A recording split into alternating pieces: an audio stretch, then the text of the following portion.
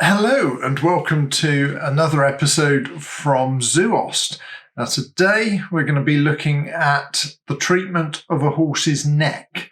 So we're going to see how the specifics of the neck affect the rest of the body and how in real time I would approach that. So without further ado, let's look at the video. Don't forget, if you haven't already subscribed, please hit the subscribe button below. Please hit the bell as well. That will tell you when I've got other videos coming up. And yeah, join us on this journey. And thank you so much for all of you who are following us so far. So as I say, without further ado, let's get straight into the observation and treatment of a horse with a neck problem. First of all, I want to see the horse moving. And he's a large horse, so we need to see him moving in a large area. And because I know that he's got problems up in the neck, I want to see how he can turn. Now, he should swing his nose into the inside of the circle and then walk into the circle. But you'll notice he's putting his nose out and he's leaning in. He's swishing his tail a lot. He's fidgeting. And this side is even worse than turning to the right. And in a second, we'll watch that in slow motion. So watch how he places his feet, how he moves the limbs, and how he leans his body more than rotates. He's trying to do what the handler's asking.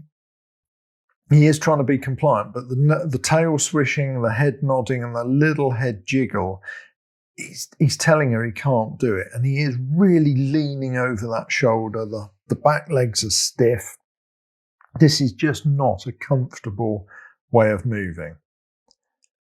And we'll just see when she changes to the left, you'll look, it's even worse. Look at those hind limbs. Look at the rotation going through them. Look at the way he abducts that outer limb. It just moves as a stiff sort of length, doesn't it? It's like a plank. And he's leaning his neck. He's not bending his neck in. He's trying to turn the head. But it's just that mechanism at the top of the neck where you should have free rotation and nodding is just not working properly. Look at the apprehension on his face above his eyes and that. Even though the girl is being kind, she's chatting away to him all the time. So now I'm checking top of the neck and the throat. Throat is massively important. And then around the shoulder blades. These are all big junction areas where if they're tight, the horse can't move properly. Then we feel behind the withers and then down along the top line. And then I'm just pointing out the tension where the saddle ends and back in the lumbar spine to the lumbars. And I know this horse really well. I'm just feeling the quality of movement. But you can see he can't even stand square whilst I'm doing this. That's how uneven the tension patterns are within him. And I'm going to start off here by releasing up under the throat. That helps me to release the muscles at the top of the neck, makes the horse more comfortable, because a lot of these are head shy. They don't like you around the pole. But if you free up around the hyoid and throat, then you can get up there.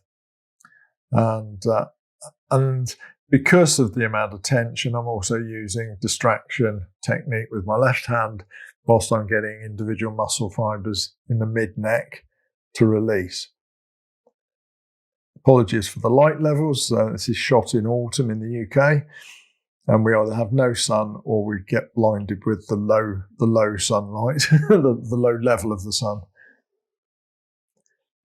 So just releasing there, and then that allows me to get down around the shoulder blade, around the scapula.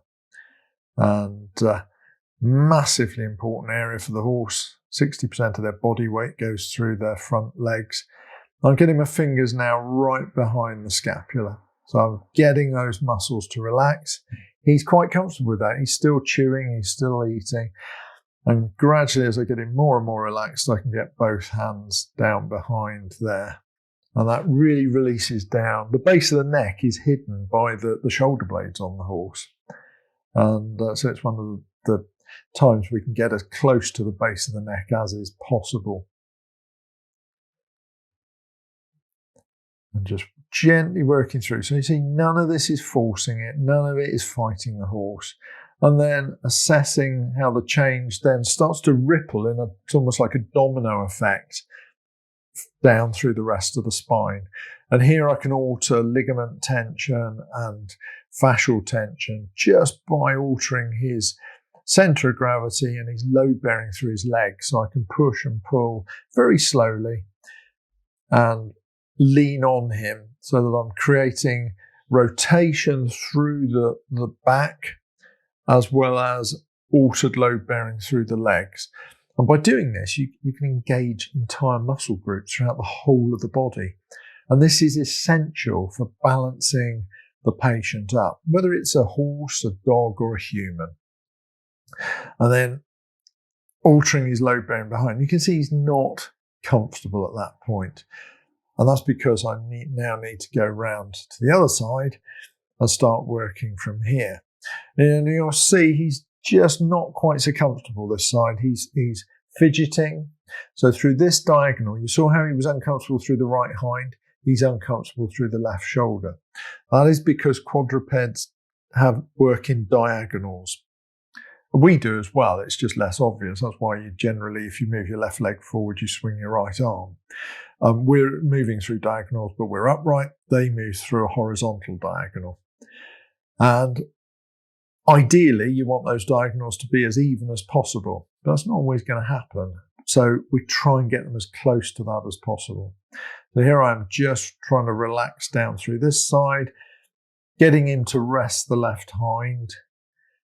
And this is all to prepare him so that I can then allow him to stretch away. And this gives him a point to pull away from. So I'm not pulling him backwards. I'm just offering a point that he can stretch away from. There's a critical difference between pulling on the tail and holding the tail and letting the horse stretch.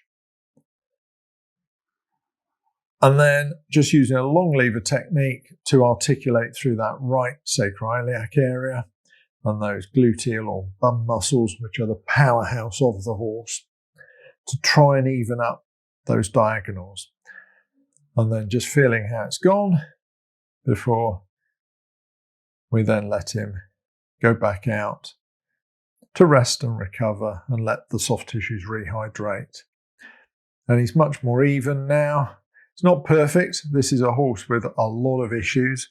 And if you watch any of my other videos, you'll see he's featured from time to time. Yes, there's some rotation in that limb. He's not perfect, never will be. And as he goes out, he holds his tail off to the right, partly because he's leaning his head to the left. And it just shows the dominance of the diagonals. So we will pick up and do more with him in the future.